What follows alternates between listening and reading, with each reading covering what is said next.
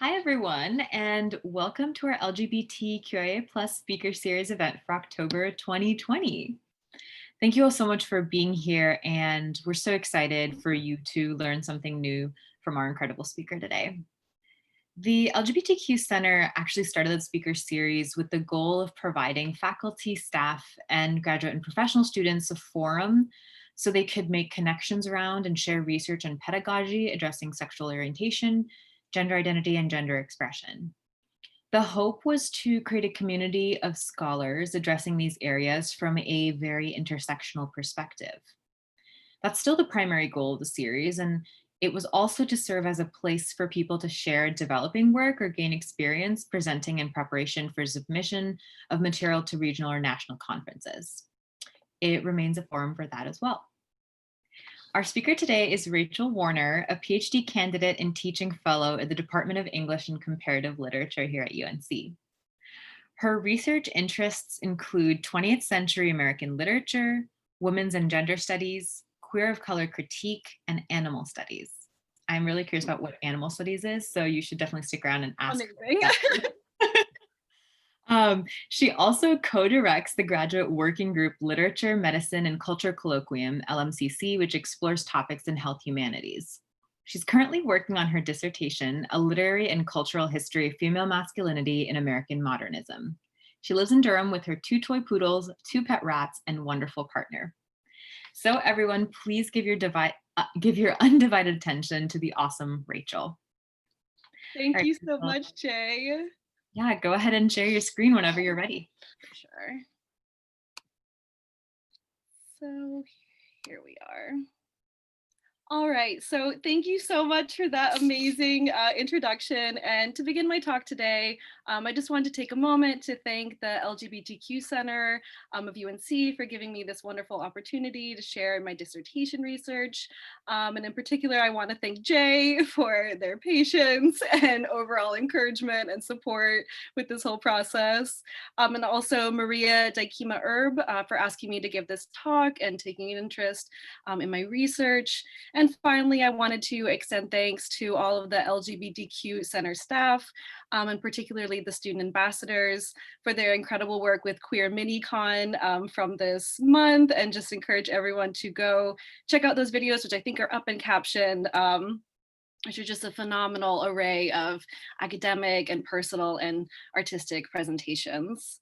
So as the title of my talk shows, The Girl Who Should Have Been a Boy, Female Masculinity in Modernist American Literature and Culture. It is taken from Juna Barnes' landmark novel in queer and transgender studies entitled Nightwood, which was published in 1936. So in Nightwood, Barnes presents her main character, Robin Vote, as a troublingly queer and deeply boyish inverted woman. Offering her is the central narrative spoke around which all of the other characters precariously levitate. Her gender instability, or what this chapter is more narrowly describing as her female masculinity, oops, I should probably start my timer, is this entirely entangled with an overall queer antisociality, or a shoal of hetero and homonormativity alike. Overall, Robin's characterization represents a nostalgic throwback to a pre-Freudian sexual landscape, where the distinctions separating gender and sexual identifications were not so sharp, and the opportunities for transing gender infinitely complex. So overall, this talk is based on my larger dissertation project, which uses the concept of female masculinity to approach representations of female sex gender alterity in modernist American literature and culture.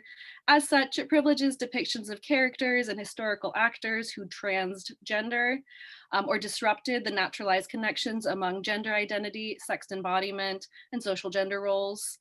In the novels of Willa Cather, Juna Barnes, and Carson McCullers, as well as the blues recordings of Gladys Bentley, I track the diverse meanings that accrue to cultural representations and performances of female masculinity.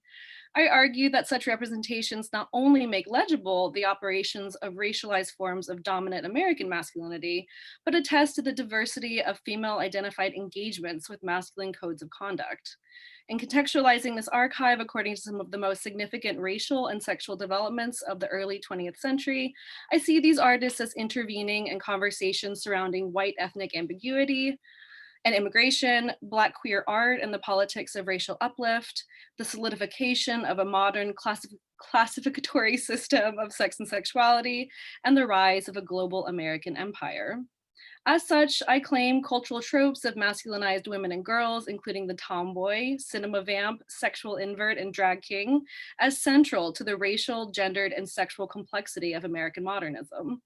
Overall, this project analyzes such displays of gender hybridity to question how various articulations of normalcy and deviance have been constructed at different times, and crucially for this study, places, and query under what historical conditions sex, gender, and racial norms become destabilized or hegemonic. So just as a word to my wonderful future audience, that is my dissertation abstract. It is by far the most kind of esoteric element of this whole presentation. They are an extremely challenging genre to write, so I promise that's the kind of most like boring part, and then hopefully it'll be a little more transparent as we move forward. All right, so it's always best to start with some key terminology. I absolutely love Susan Stryker as a thinker. She's obviously foundational to transgender studies. And this is from her recent publication called Transgender History, which is a trade publication not published by an academic press. So it's a really lovely primer for anyone kind of looking to learn more about trans history in the United States. So she defines transgender as a word that has come into widespread use only in the past couple of decades, and its meanings are still under construction. I use it in this book to refer to people who move away from the gender they were assigned at birth, people who cross over or trans the boundaries constructed by their culture to define and contain that gender. So I love her terminology. She imbues the definition with such a sense of mobility rather than kind of static, I don't know, codification of what trans and what it means to transgender. And I'm also including a second term, which again, people may or may not be familiar with, transsexual, which she writes, the word transsexual was not popularized until Dr. Harry Benjamin started using it in the 1950s. And he's just a very core figure to know in trans history. I'm almost positive the medical gatekeeping system for trans folks today seeking surgeries or hormones are still called the Benjamin standards. So anyway, Dr. Harry Benjamin started using it in the 1950s in the aftermath of the spectacular publicity given to the 1952 surgical sex change of Christine Jorgensen. I'm sorry I keep going on asides, but I cannot stress enough just how popularly this story was consumed. It was absolutely huge. We could perhaps think of it as a historical antecedent to the Caitlyn Jenner publicity. So transsexual is now sometimes considered an old-fashioned word. Nevertheless, some people still prefer to use transsexual to refer to those trans identities, practices, and desires that require interacting with medical institutions or with legal bureaucracies. So although my project is of course based in the modernist period in the United States, and it covers a time span from about 1890 to 1940, I wanted to foreground Stryker's definitions here and note how it really importantly periodizes trans history. So as many other scholars have noted, Jorgensen's gender transition was a media sensation. Often it was portrayed in the popular press as the ex-GI who became a blonde beauty. And her story is also often interpreted as kind of symbolizing or deeply coinciding with this mid-century breakdown in belief in universal, unchanging, or deterministic sex, biological sex, and a shift towards a more denaturalized view of sex, gender, and sexuality, a certain disaggregating of what even we think of as sex, so with the growth of hormones and genetic research. But it's important here because she draws a fairly hard and fast line between the modern and the postmodern. So with this in mind, I want to play a short clip from Susan Stryker's experimental documentary called Christine in the Cutting Room. I believe she's written on Jorgensen extensively. So again, all that's out there, definitely look it up. But this is a very cool, I think it's the trailer for her documentary. And it really shows just how consummate she's making the Jorgensen story with kind of hallmark postmodern culture. So I'll let it speak for itself before I say more about it.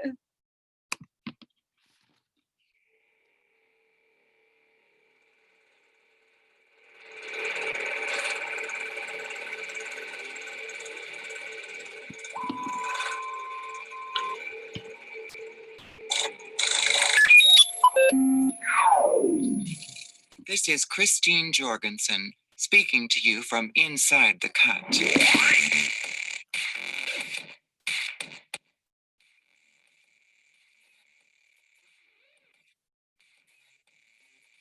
On December 1st, 1952, I became the most famous woman in the world simply by becoming a woman in the world's eyes. One of my doctors invented a word, transsexual, to describe people like me. I wasn't the first person to change sex through surgery and hormones, but I was the first to become a global spectacle by doing so.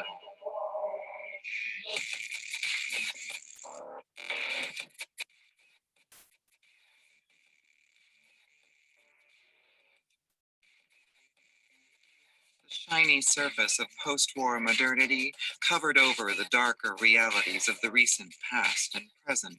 It was a white screen that blocked out images of unimaginable atrocities, reflected the glare of unfathomable technologies, and filled the silent space of unspeakable secrets.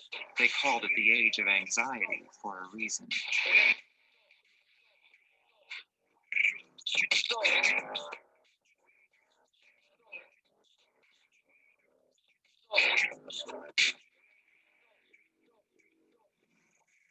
It was as if history had conspired to knock thought itself off its firm foundation.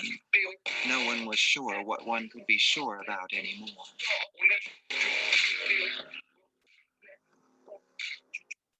I was the bomb dropped on the gender system that blew up the body's meaning. I was the destroyer of binaries for a world split in two. Knowledge imploded into a black hole of unknowability, and its radiation spawned mutant amalgamations of fact and fantasy like me.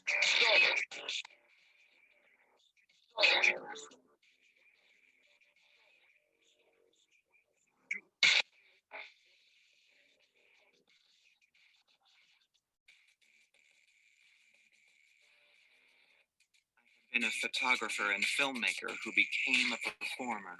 I was an awkward runt who became a beauty queen and a star. I was the world's first transsexual celebrity. I was an avatar of the atomic age. All right, so we'll stop it there. Really, really cool documentary overall. But I love that line of being the avatar of the atomic age because it really kind of points to my central observation, which is the inherent kind of post-modernity that Stryker instills this story with. So anyway, those Susan Strykers and certainly others foundational work in transgender studies attest to a certain irreducible post-modernity to trans identities, so post-war phenomena, coinciding with this breakdown in master narratives. This project centers American modernism as the crucial literary historical backdrop for considering the various iterations of female masculinity. I thus ask what possibilities for destabilizing sex and gender are specific to the modernist period, or what might be called the age of alienation.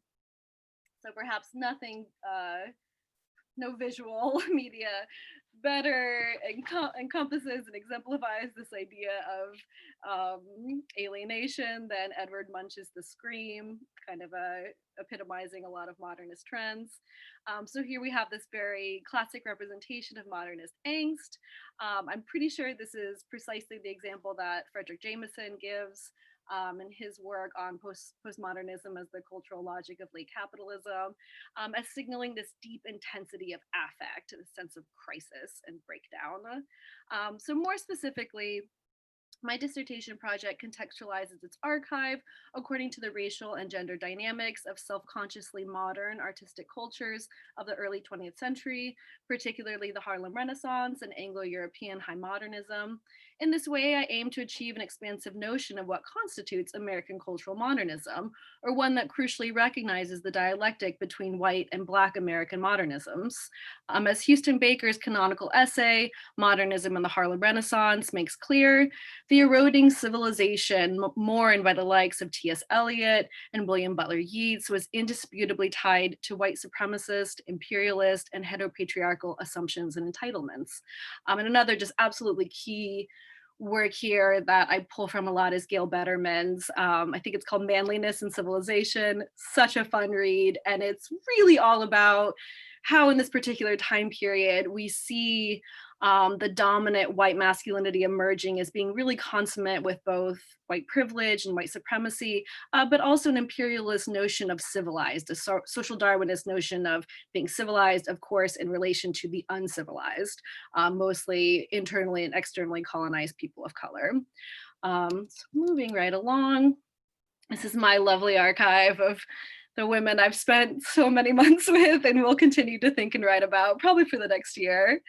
So overall, the collection of robust, ruddy-faced pioneer women, congenital female inverts, and tuxedo-wearing Black blues performers gathered here suggests that the modernist period held seemingly unending opportunities for transing gender, or moving across and in between cultural categories of identification.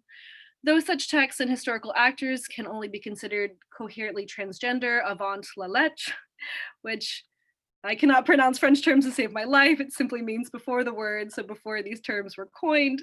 So they, although they can't necessarily be considered in that way, they nonetheless offer invaluable insight into the cultural history of gender non-normativity. Such representations also provide a rich archive for gender studies investigations that center a non-identitarian concept of trans, or one that stresses performative articulations rather than trans-historical ontologies.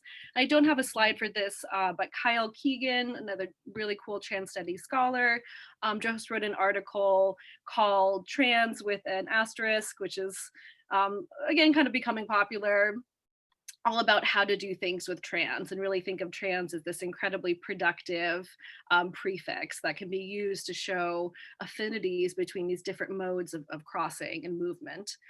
So back to the historical grounding. As Jen Mannion reminds us, to say someone transed or was transing gender signifies a process or practice without claiming to understand what it meant to that person or asserting any kind of fixed identity on them. So although it is, tempting, and a lot of scholars have certainly done that kind of work of going back and looking in the archive and trying to kind of unearth historical antecedents for modern identity categories. This project is a little bit more Jamesonian insofar as it really relies on historicizing. So historicizing the novels and trying to figure out what their political unconscious is. And this quote from Jen Mannion comes from, I don't have the book in front of me, Female Husbands, which was just published this year. Absolutely fascinating historicist study of this particular, not character type, social role, social gender role, both in England and then in America. And again, I think one of the big take homes from that book is how popular these figures were and how the way gender was expressed is so completely different than our contemporary code. So we really have to be as historically specific as possible. So within that same vein, Laura Horak notes that reading gender bending figures from the past, in her case, she's looking at women who cross-dress in the early days of silent cinema, quote, as embodiments of a contemporary concerns, flattens and sometimes misrepresents the cultural work they were doing in their own times.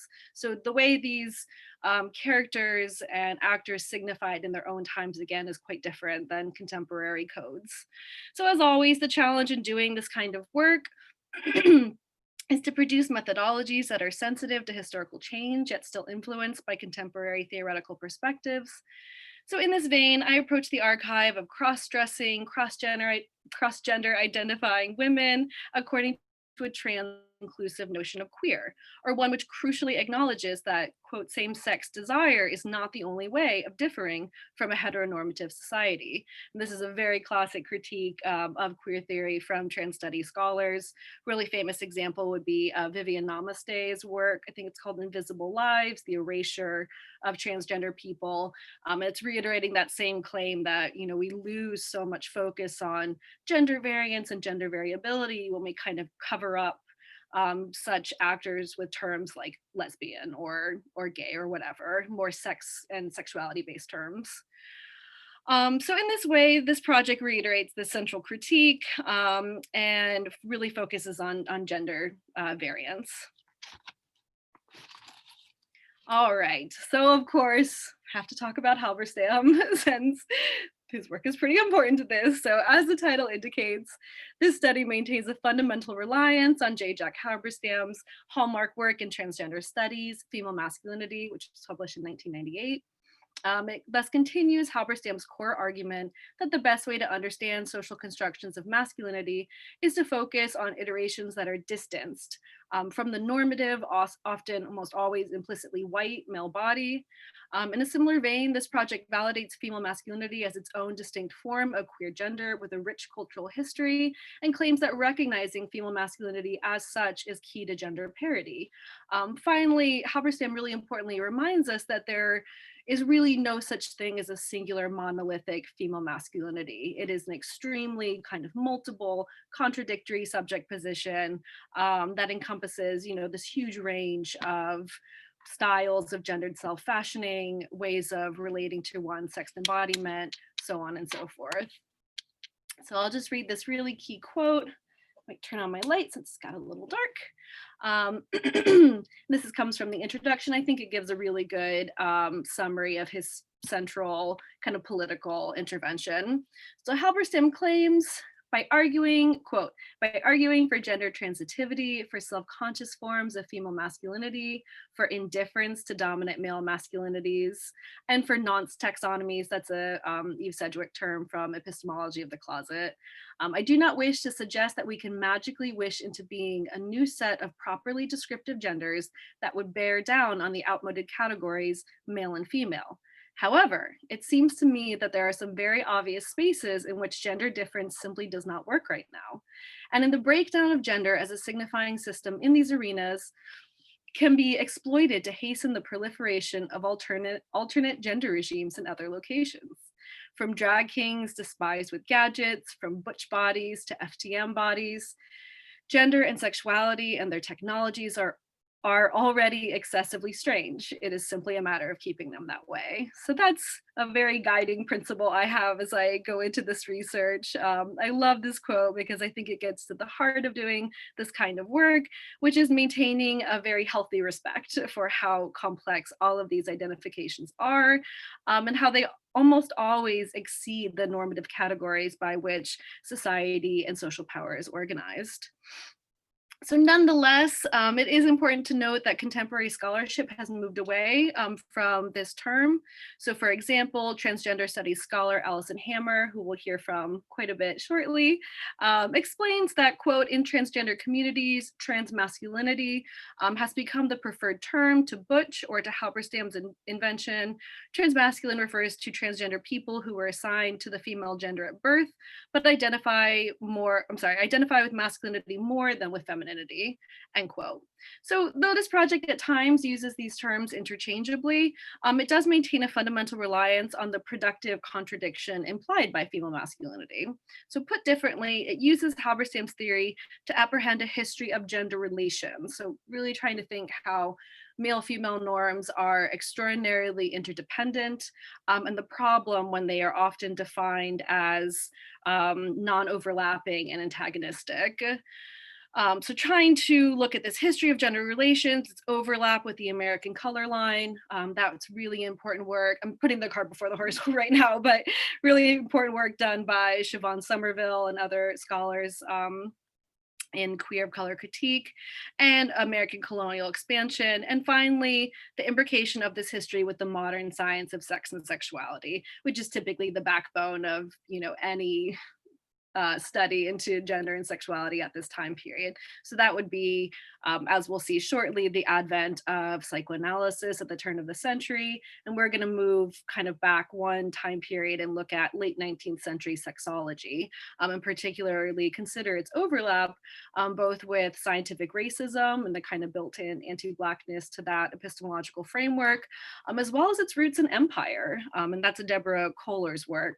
So really kind of again, forcing us to do the difficult work of going back and looking at what are often taken as these fundamental discourses for lesbian identities, for trans identities, and properly historicizing them and seeing how they overlapped completely with, 19th century human sciences projects of rank ordering every single race in the world. All right, so let's move on. So this is, of course, Willa Cather. What a character. And this is the first chapter of my dissertation.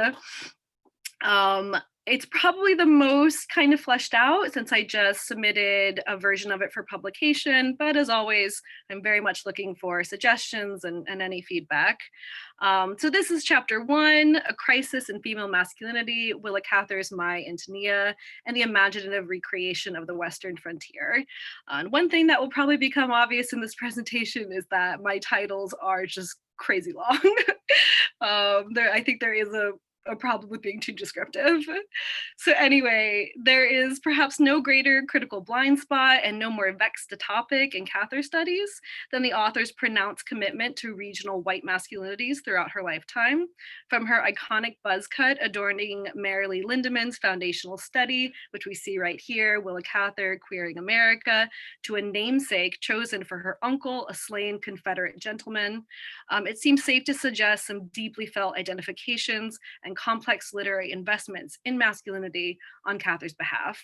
So this is, of course, merely scratching the surface of Cather's female masculinity, of her kind of comfort with playing with masculine modes, but there's just endless research and particularly some great anecdotal stories of when she got to college. And there's records of very kind of flummoxed male peers that really don't know what to do with her in her suspenders, and she was known to kind of wear an ascot and had really short hair. I believe it's called Willa Cather's College Years, and it's just wonderful. So interestingly, Willa Cather is really often not interpreted with a kind of gender studies or gender variance framework. So her female masculinities both lived and aesthetically represented, and that's the main kind of tension with all these historical figures that I'm studying. All of them embodied some level of female masculinity, actually maybe besides Barnes. She's a tricky one, but they certainly reproduced it. They certainly, represented it in their work. So such identifications have been surprisingly historically explained away by feminist and queer studies scholars. So for example, Sharon O'Brien's 1984 essay, which we see here, The Thing Not Named, implants an illicit lesbian desire as that which Cather's writing continually eschews or disavows. O'Brien's essay and later biography are often seen as watershed publications for reading Cather as a lesbian author and disengaging her cross-gender qualities and identifications from her sexuality. A little less than a decade later, the post-structuralist turn in queer theory, epitomized here by Eve Sedgwick and Judith Butler's canonical essays, argue that Cather's lesbianism reveals a strategy of dissimulation, or textual misrepresentation articulated through the very terms seeking to inhibit its expression. Nonetheless, such analyses still did not connect Cather's masculinity to their queer readings of her, or interpreted her formal female masculinity as a wounding force within her authorial makeup. And by that, I mean her repeated decision to write in a male voice, write through a male perspective. So in My Antonia, it is narrated by a young, not young, I guess he grows throughout the novel, but it's narrated very intentionally by a male author.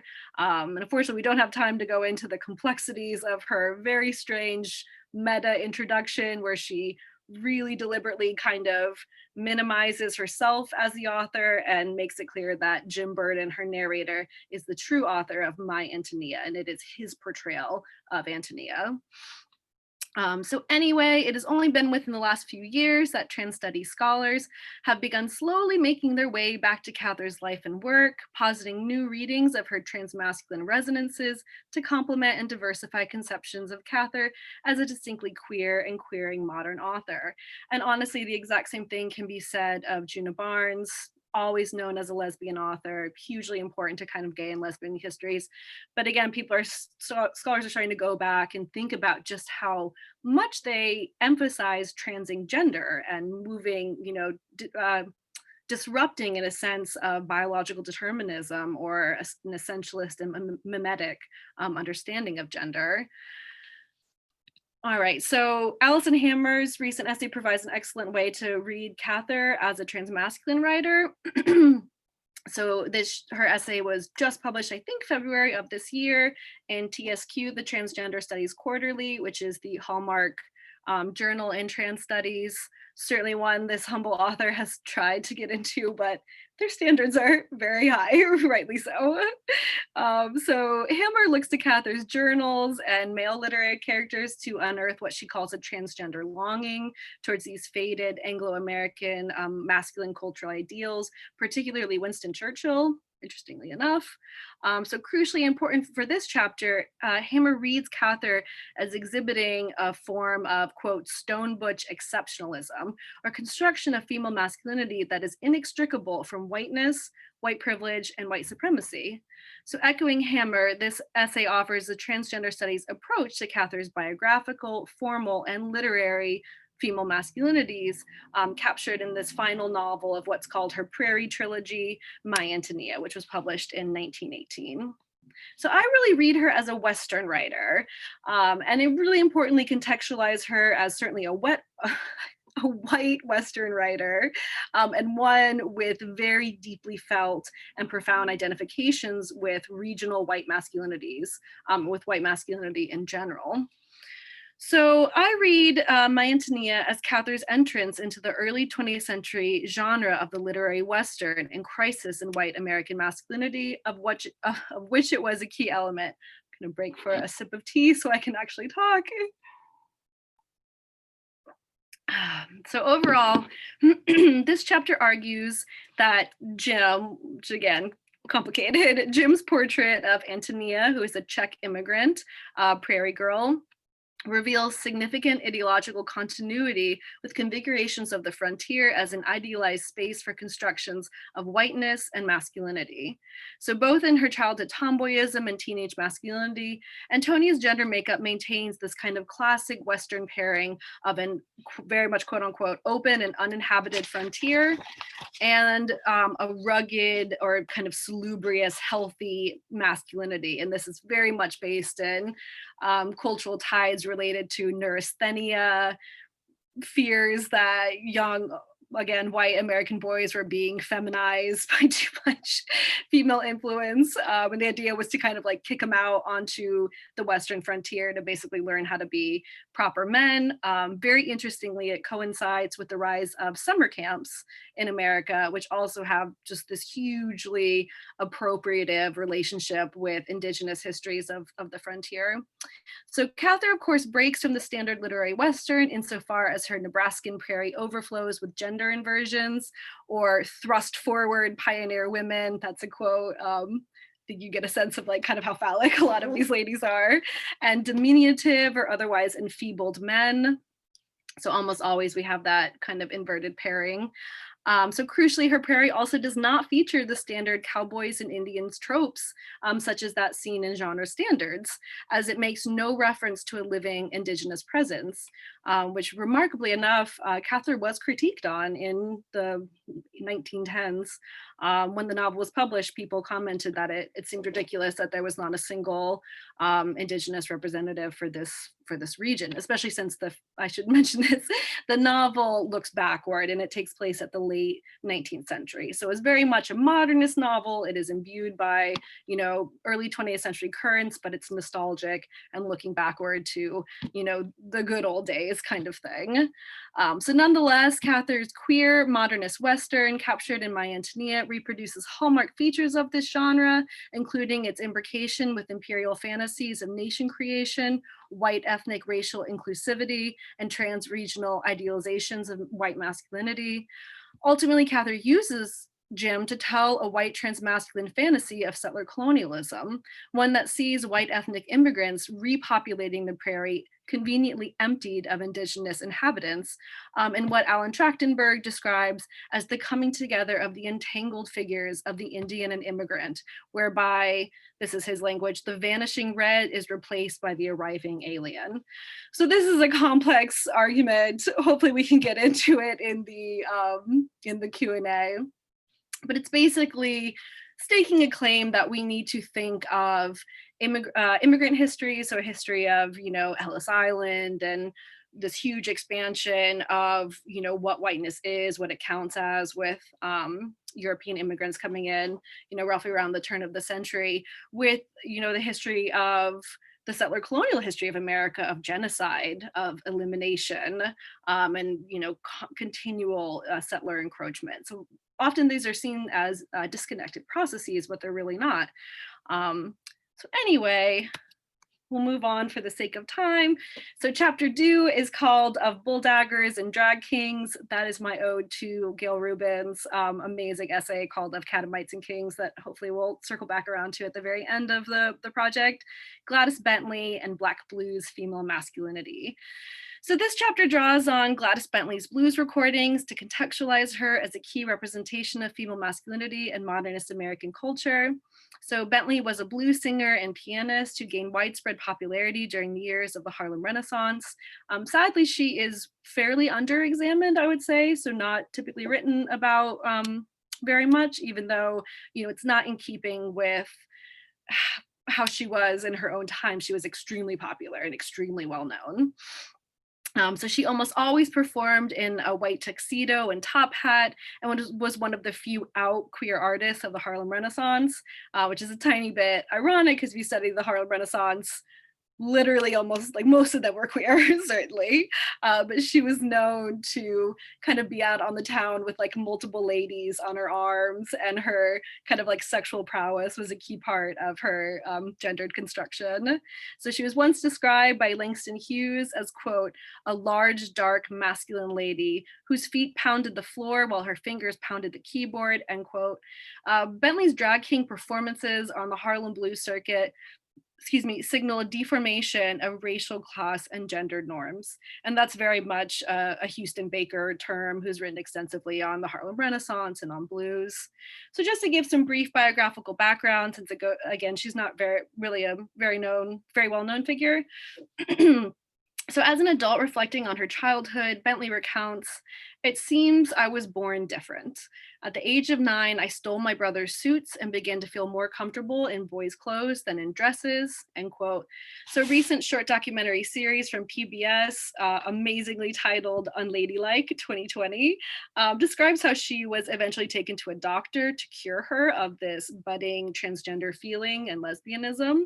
And thus highlights, the profound impact of the rise of the medical science of sex and sexuality, what Foucault might call sexual speciation, of making sexual identity a cornerstone of modern subjectivity, and of course of extraordinarily pathologizing homosexuality as this degenerative, toxic, so on and so forth. So that is very much what she was dealing with. Perhaps unsurprisingly, she decides to run away.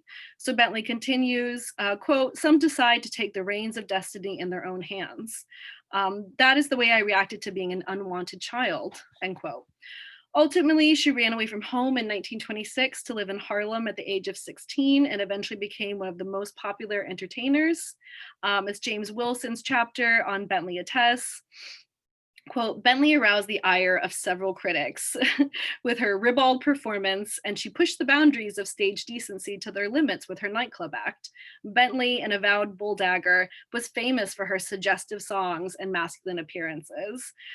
So she is such an interesting character to study. Following up on Wilson, she was known to take pop songs of the period and then rewrite them so that they were very bawdy, very deliberately sexual. And that was kind of part of her performance. So she's a deeply parodic, very kind of deconstructive and creative figure. So since bulldaggers is, again, a contested term, certainly it's a pejorative term, so it might not end up in the final version of this, but it's important to note because it signals a very racialized history of queer studies and gender and sexuality studies. So the precise kind of history that has been traditionally elided in queer theory and in gender and sexuality studies. Of course, this has changed, women of color feminisms, queer of color critique, all these things has so pushed gender and sexuality studies to be more intersectional. But I do think it's important to kind of pause here.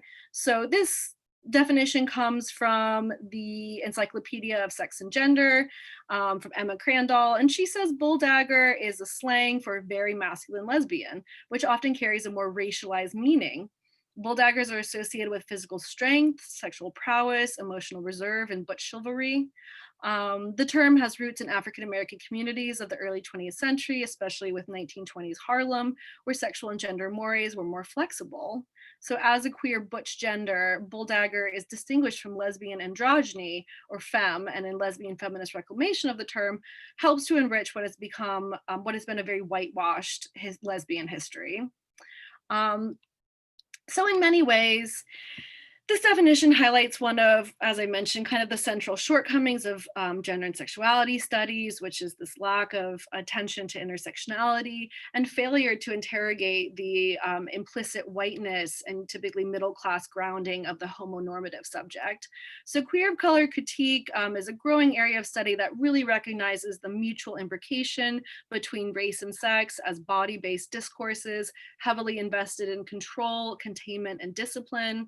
Put differently, queer of color critique demands an analysis of how processes of racialization can queer and discourses of sex and sexuality are fundamentally ingrained with racialized assumptions and meanings.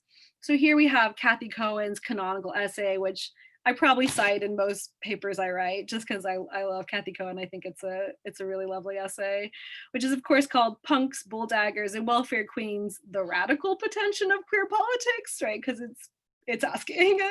And she's arguing, that any proper analysis of the so-called privileges of heteronormativity must examine how such structures work in totally kind of hand in glove with institutionalized racism, with patriarchy, and with capitalist class exploitation. I also love her because she is a very lefty, very kind of left-based critique. So she's thinking about all the ways, again, working class folks, women of color, people of color, have been overlooked in kind of canonical undertakings of queer history. So with this in mind, and I could go honestly on more about this for so long, but I guess I'll say one more thing, which is the importance of doing this kind of critique at the exact time I do it, which is the modernist period. So scholars like Aliyah Abdur-Rahman, Siobhan Somerville, and Robin Wiegman, they all note that this turn of the century period was absolutely a crucial time for this imbrication of the color line with modern sexual subjectivity. So Black studies scholars in particular note how 19th century discourses of sexual pathology, we're going to talk about female inversion a lot shortly, were highly mediated by white supremacist notions of racial difference and anti-Blackness. So moving right along. So though this chapter relies on this kind of more contemporary theoretical framework, it still really importantly historicizes and contextualizes Bentley according to what Angela Davis describes as the development of a Black feminist blues consciousness. And this is her, really well-known, lovely work, Blues Legacies in Black Feminism, which was published in 1998. So in this work, Blues Legacies of Black Feminism, Davis argues for the importance of acknowledging how such performers address key feminist issues in their work and help to, quote, shape collective modes of Black consciousness. So with this in mind, I'll just play a real brief clip from one of Bentley's recordings.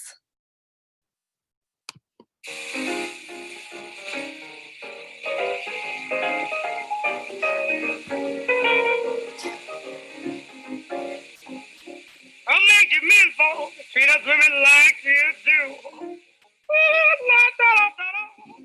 I'll make you men fall, treat us women like you do. I don't want no man that I got to give my money to. Call me a leather, never nothing but a no.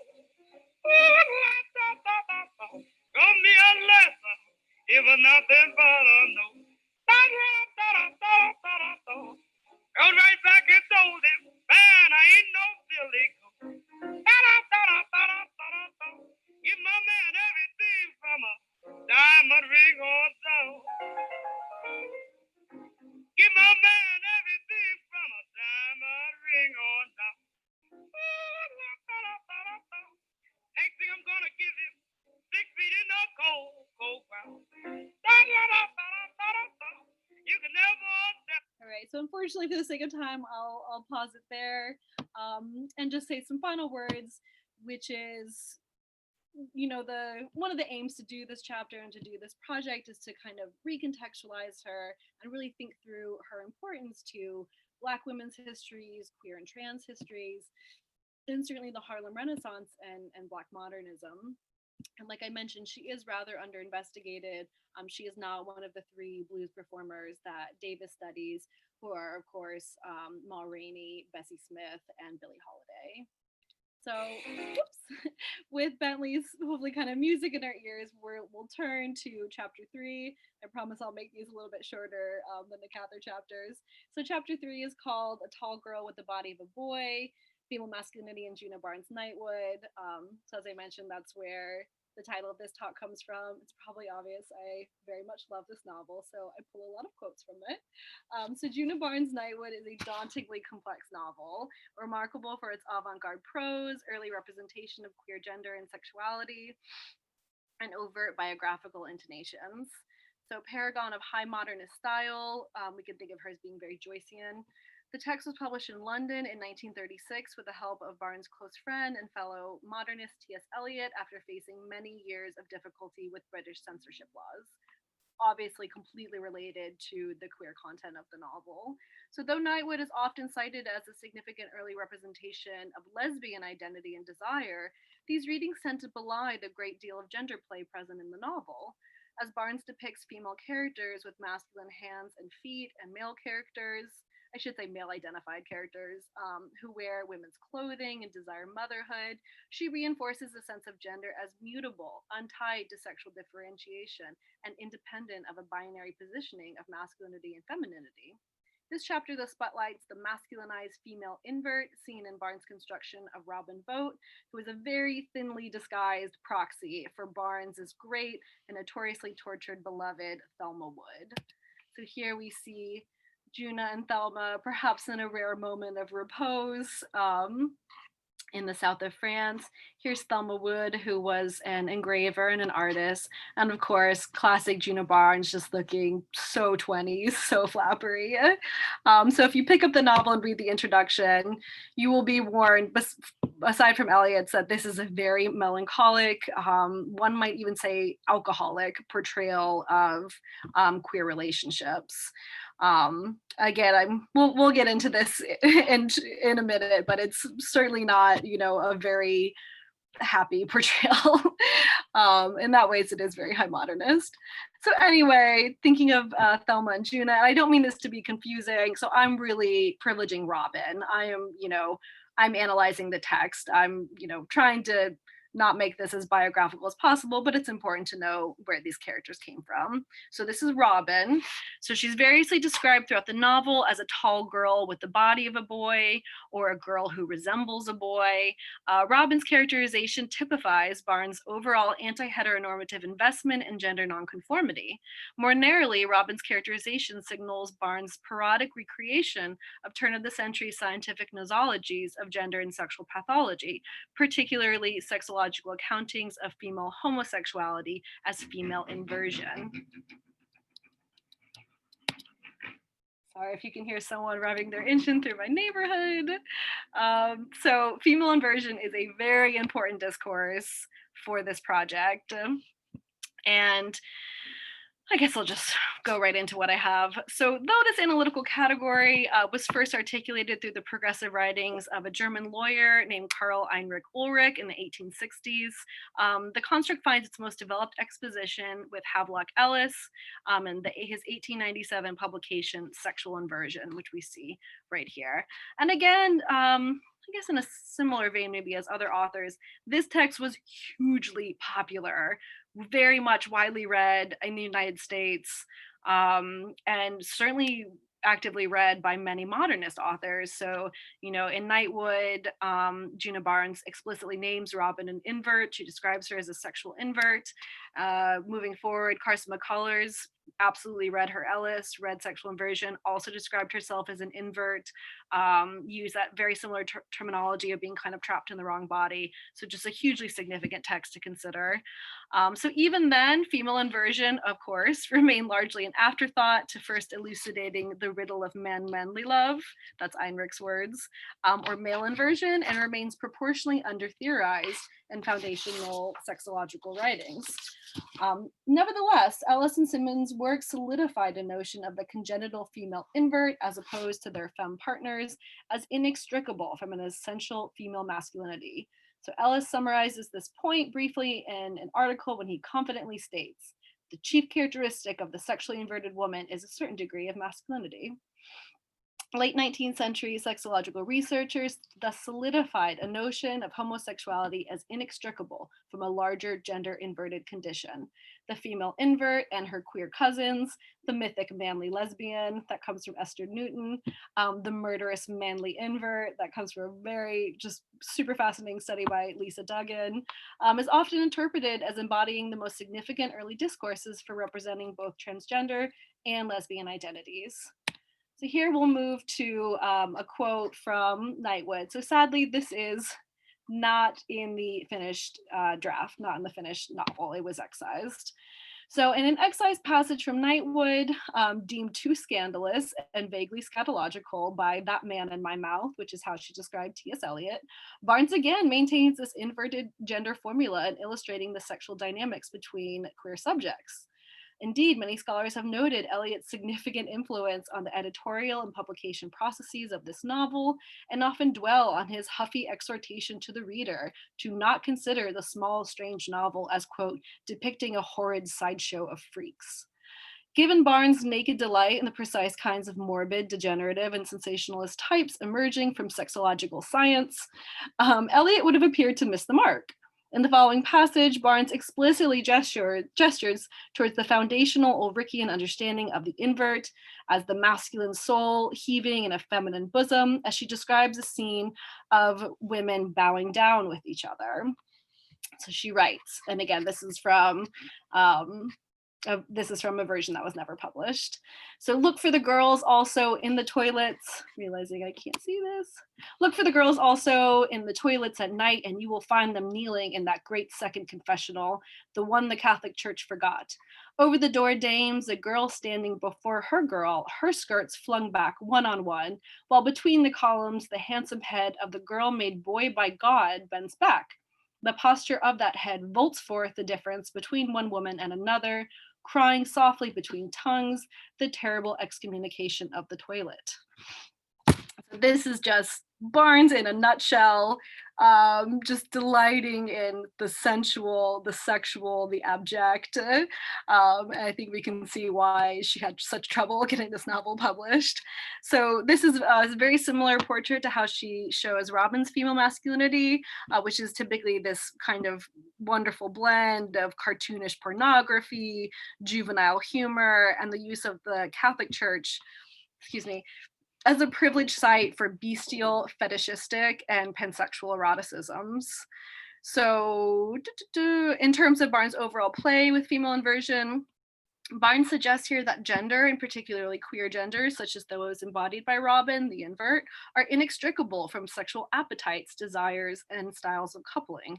In this way, the passage is really neither indicative of lesbian identity or trans identity, but rather suggests that such distinctions start to break down with those on the margins of gender and sexuality. So for the sake of time, I might skip this part, but basically I am hitting on things we've touched before. I'm really trying to read her in a very expansive notion of queer, an expansive notion of inversion that takes into account its overlaps, particularly with very colonial assumptions. So I'll just read the last line. So this chapter draws from recent work on the imperialist underpinnings of modern sexological theory, that be Deborah Kohler's work, Citizen Invert Queer, and considering the non-human turn to Robin's characterization, as well as the wider white modernist fascination with the imagined libidinal excesses of colonized people of color. And there, I'm thinking of Anne Stoller's work and her kind of rereading of Foucault and recontextualization. So finally, Luckily, this is going to be the shortest one. So this is the chapter I have not written a single word on. So I invite any and all suggestions. I've of course written on Carson McCullers in the past because I love her and I love her work. But this is perhaps the most underdeveloped chapter. So this one looks at The Heart is a Lonely Hunter, which I can't even believe was published when she was just 23 years old. And it recounts the story of a small southern town struggling with a severe economic downturn of the Great Depression. So it was published in 1940. Most biographers note that seeing such abject poverty in the South really kind of profoundly affected McCullers, affected her politics. So she was a very kind of well-known leftist. She rubbed shoulders quite a bit with Richard Wright, with other kind of proletarian novelists at the time. So my dissertation chapter asks how McCullers' familiarity with sexological theory and self-identification as an invert informed her portrayal of Mick. I argue that McCullers moves beyond the popular cultural use of tomboy as a mere metaphor for a young girl's desire for the greater social independence enjoyed by their male counterparts. That's just a very kind of stereotypical way of reading the tomboy. This is totally anecdotal, but there's a phenomenal French film called Tomboy that really kind of recontextualizes it and reinstills the gender trouble or the gender trans inequality. So instead, I argue that her characterization is better apprehended through the notion of polymorphous perversity, or what Freud saw as the childhood ability for any body part to function erotogeneically, as Gail Solomon highlights by emphasizing essentially every part of the body's ability to function as a genital. Freud undermines a monolithic or indexical relationship between genitals and sex. So I'm really trying to, again, exploit that for how it denaturalizes sex and gender and promotes alternate configurations. So overall, I read Mick as retaining the queer potential of the tomboy figure as, quote, not as a destabilization or solicitation to norms, but as a creation of differences that are no longer grounded in either the subject or generating life. And that's from Claire Colebrook's recent essay, How Queer Can You Go? So this is just a lovely quote that kind of explains or gives a snapshot of Mick. I love it because it is so crucially introduced through the eyes of Biff, who is I guess he's like he owns a diner, but he is also the other most significant kind of gender bending figure. So he is known to wear his dead wife's dresses, and he imagines being a mother and being a mother to Mick. So it's important that we kind of think of them relationally. So we see her in her khaki shorts and her blue shirt and tennis shoes. And of course, he says at very first glance, she looks like a very young boy. So later in the novel, we see Mick has a lot of difficulty imagining herself in the pumps and dresses and tiaras that her sisters delight in. When she's dressed up for her prom party, she appears akin to a young tomboy in drag as she reflects, quote, she didn't feel like herself at all. She was somebody different from Mick Kelly. So rather, Mick has these very musical dreams. She wants to be a composer. And I love this quote that she says, because it really gets to the kind of gender ambiguity of her imaginings, where she said she wants to conduct the orchestra. If she were to conduct an orchestra, she would wear either a real man's evening suit or else a red dress spangled with rhinestones. So I love that because it suggests, again, a total lack of antagonism or oppositional sense of what masculinity and femininity is. Here it's kind of totally blended. So I'll move past this. This is just a short clip. Maybe we'll see what she looks like. There she is, kind of moving in her like classic gangly tomboy fashion. This is a funky version of or adaptation of McCullers' novel because it is set in the 60s. So it's kind of, such a different historical context.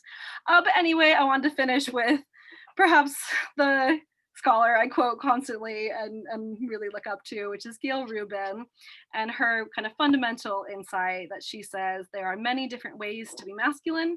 Men get to express masculinity with numerous and diverse cultural codes, and there's no reason to assume that women are limited to a narrow choice of idioms. All right, that was quite a bit. Thank you, everyone, future audience members, and thank you, Jay. Yay! I am so